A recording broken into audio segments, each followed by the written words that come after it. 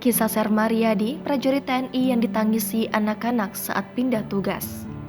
Seorang anggota TNI berpangkat Sersan Mayor TNI bernama Muhammad Riyadi menjadi viral setelah dirinya ditangisi anak-anak saat akan pindah tugas. Sermariadi sendiri merupakan babinsa yang ditugaskan di Hote Wayesama, Buru Selatan, Maluku. Dalam video yang beredar luas, awalnya anak-anak ini menangis saat Sermariadi harus pindah tugas ke kampung halamannya, Bangkalan Madura pada Januari lalu. Anak-anak ini memenuhi halaman rumah dinas Sermariadi.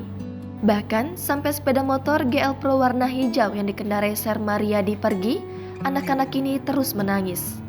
Sermariadi sendiri harus kembali ke kampung halamannya untuk merawat orang tuanya yang sedang sakit.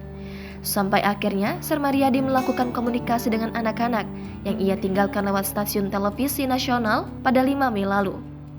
Anak-anak itu menangis dan meminta babinsa yang akrab disapa Om Tentara itu untuk kembali lagi ke Hote saat diwawancarai oleh jurnalis. Tak berselang lama, Sermariadi akhirnya kembali lagi ke Hote. Hal itu terlihat dari video diunggah oleh akun YouTube TNI AD pada 30 Mei lalu.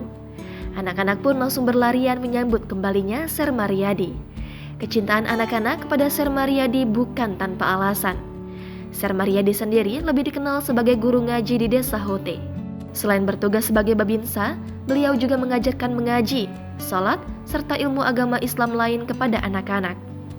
Hal itu Sermariadi lakukan sejak tahun 2020 lalu. Awalnya, di sela-sela tugas sebagai babinsa, saya membuka kursus bahasa Inggris gratis bagi anak-anak usai sekolah. Mereka sangat meminatinya. Para orang tua pun merasa terbantu, sampai kemudian mereka mulai malas belajar setelah sekolah diliburkan karena pandemi, tutur Riyadi.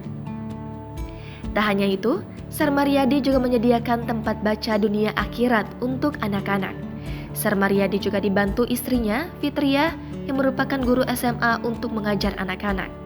Kegiatan ini pun tak dipungut biaya. Bahkan beliau juga membangun musola sendiri untuk warga.